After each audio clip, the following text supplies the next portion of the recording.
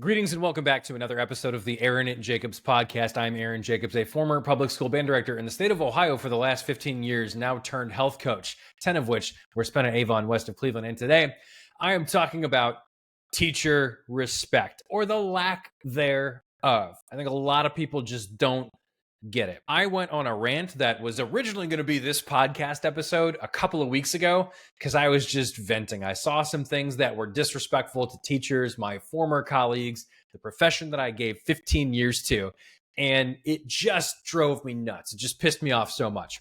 And then I posted some of this content to YouTube Shorts, of course, which you post anything on YouTube, you are asking for it because the comment section on YouTube is going to be the most volatile. And wouldn't you know, I put out something about, hey, respect your teachers. And only comments I got were probably from kids saying, no, I don't respect teachers. No, I don't respect any teacher that doesn't do their job correctly. And I'm like, who are you to say whether or not a teacher's doing their job correctly, dude? When it comes to what I'm doing now, coaching teachers on health, fitness, wellness, this is my part to battle to save education in America. The vision for what I'm working on right now is a project that goes well beyond just helping a few teachers lose a little bit of weight, feel more energetic, and maybe, congratulations, get a back squat PR. That's nice, and those are all steps along the path. But nobody is trying to help teachers like this. I can't find it anywhere. No one is advocating for people in our profession the way that we need to be advocated for. And I still say we because so much of my identity is still a teacher, and I'm still doing that now for adults. But I'll tell you who's not doing it is the big fucking teachers unions. If you go visit the NEA website, the National Education Association's website, their benefits, you get deals on discounts at stores, credit cards, life insurance. Teachers, you get those mailings all the time for the stupid life insurance promos.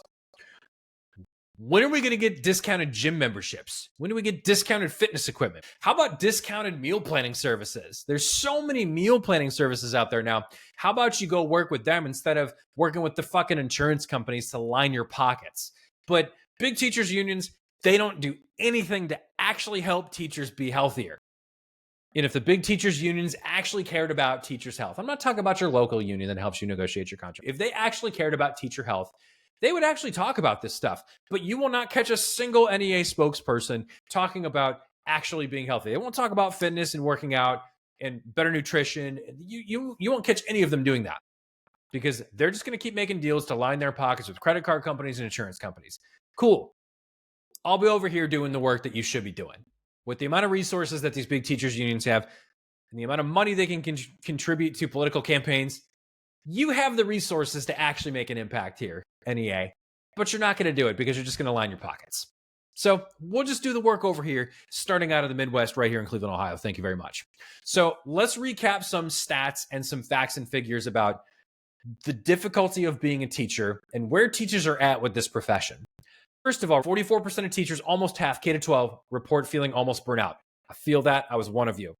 Teaching is one of the very few jobs where the actual work doesn't get done during the workday most of the time. You get one plan period for 45 minutes most of the time, and then you have a lunch duty, and you got to get there before school to set things up super early. Outside of your contract hours, you're staying late, you're doing stuff at home outside of your contract hours on your weekends. People don't realize that the whole shutting work off at work just really doesn't happen that often if you're a teacher. Even in summer break, if you did what I do, you teach marching band, even if you don't compete the way we did, there's still plenty of work in the summer that you're either thinking about it, you're planning it, and then you're executing before the school year even starts. When it comes to job-related stress, a 2023 study by the RAND Corporation found that teachers were more likely to experience frequent job-related stress and symptoms of depression than the general adult population.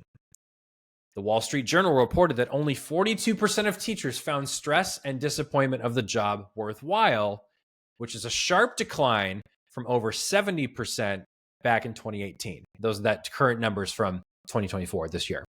Student behavior issues and low pay were cited as the primary stressors. Are we surprised? We are not surprised. The American Journal of Health Education revealed that nearly 25% of teachers reported their daily activities were impaired by sleepiness, with almost half sleeping 6 hours or fewer per night. Boy, was that me for a long time. Overall, school employees exhibited more sleep problems than the general US population. And as a result, there are now 500,000 fewer teachers in the United States than there were before the pandemic. So we are not in a good spot when it comes to where education is trending.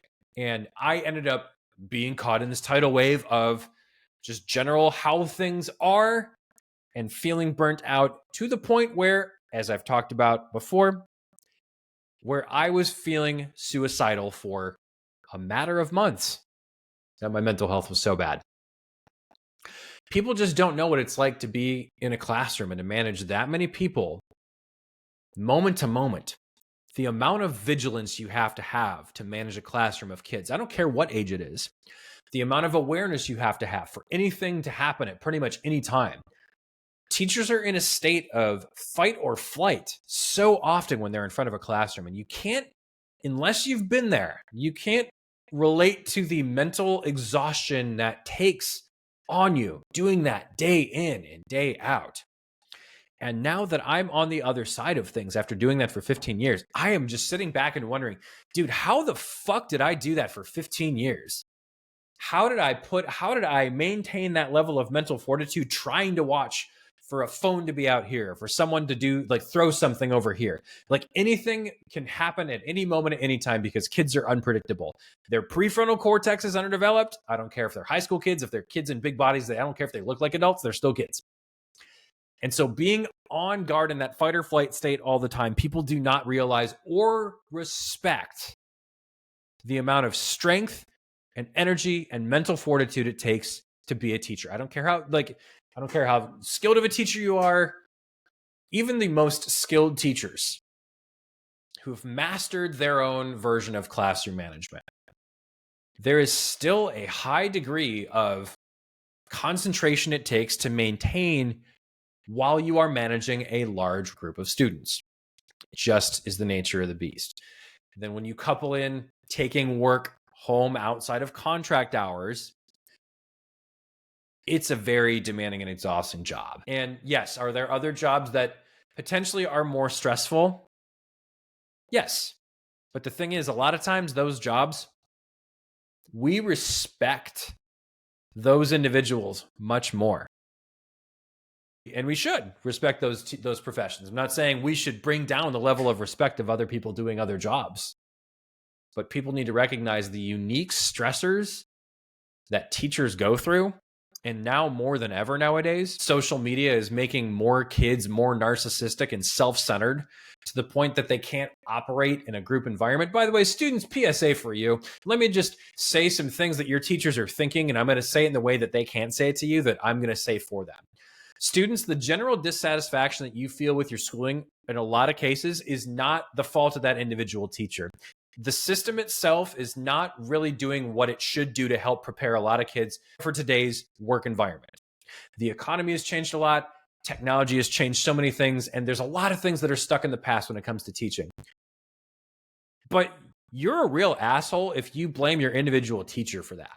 A lot of your teachers are just doing the best they can within the system that they are given, and their subject matter expertise as a vehicle to help you be the best version of you in the way that they know how. And if you are not finding your time at school to be valuable other than your social time, it is on you to find ways to extract value from every situation you are put in. If you feel like you're not learning the material in a class, it's on you to figure out a way to learn the material from the class. Stop asking to be spoon-fed. Yes, you're going to have teachers that you don't like or you think don't like you, and they may not.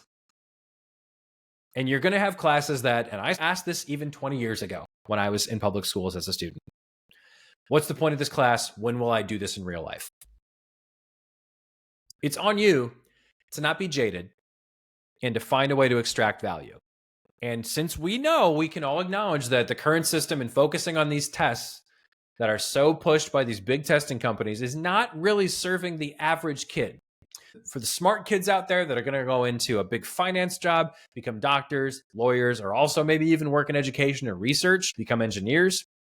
For people like myself who are naturally a pretty good academic student, I have a legitimate claim to say that all that schooling really is not necessary for a lot of kids, and we would do well to find other avenues for kids to go succeed and to make their value in their education expanded to more practical things that are going to lead them to a more fulfilled life. But again, students, blaming the teacher in front of you is going to get you nowhere. No matter how difficult it seems, always look inward and find a way that you can overcome the situation. Because if you don't, you're just going to be a victim the rest of your life. And yes, there are people that have it much harder than others. There are some schools that are just way underfunded when it comes to like just about everything. The kids that have it the most down bad, that's really not the audience I'm speaking to. I taught in a very nice middle class, upper middle class community. You would be amazed at the amount of victimhood there is going around a nice school like that. And so that's who I'm talking to. I'm talking to the average kid in America, not the underprivileged kid. You're a middle class kid. You go to a good school system. You have a nice house to go to with two parents or even one parent that loves you, that's taking care of you, that's got the resources to enroll you in extracurriculars, to take you to and from places. You know where your next meal is coming from. I'm not talking to the kids living in poverty, kids that are going through it because they have a school that's just criminally underfunded. I'm talking to the vast majority of kids out there that actually have it pretty good. You're not a victim. Stop blaming other people for your problems. Stop whining and complaining that things are boring. It's on you to make a life that's worth living. Students, I may have just yelled at you and probably pissed you off, some of you. Just know that I feel I'm picking up what you're putting down when it comes to you feel like you're wasting your time in schools.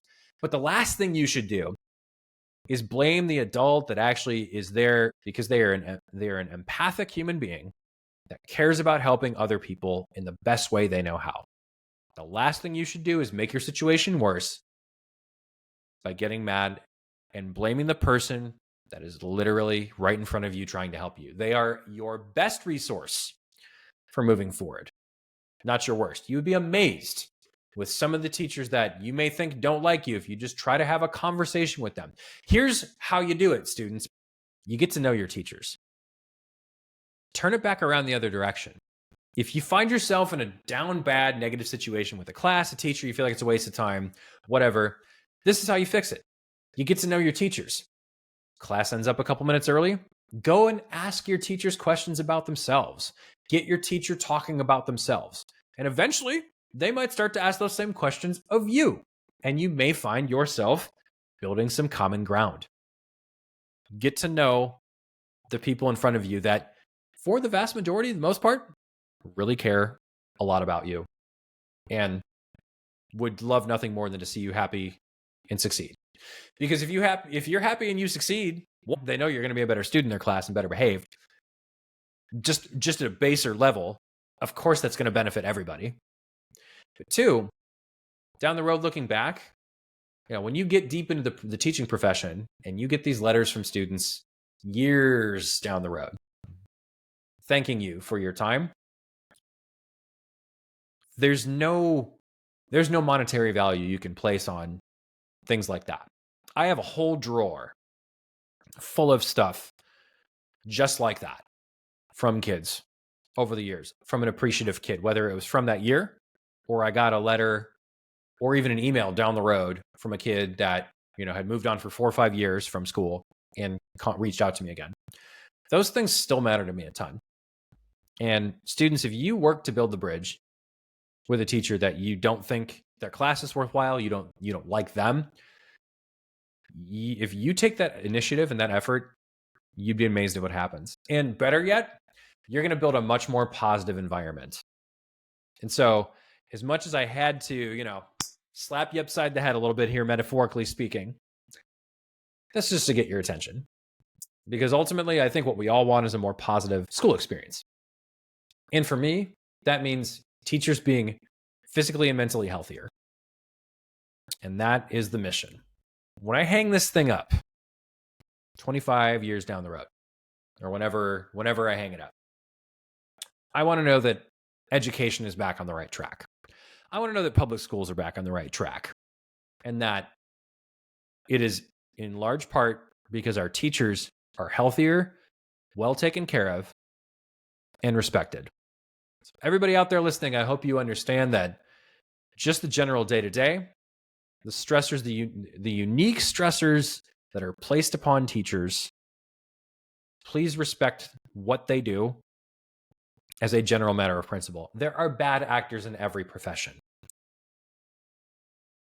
Please don't let the outsized voices of a teacher did this extreme political thing over here in this one school, or said this to a kid, or did this. Please don't let those incidents here and there distort your view of the typical mentality and attitude of teachers in America. People just want to help other people. That's why people get into teaching. So now, I hope to help America heal its relationship with its teachers. And teachers, I'm here to guide you to do your part to make yourself the strongest that you can be. Thank you all very much for listening today to the Aaron Jacobs podcast on why it's important that we respect our teachers, their unique stressors they go through, and how health plays a role in that. Everyone take care and be well.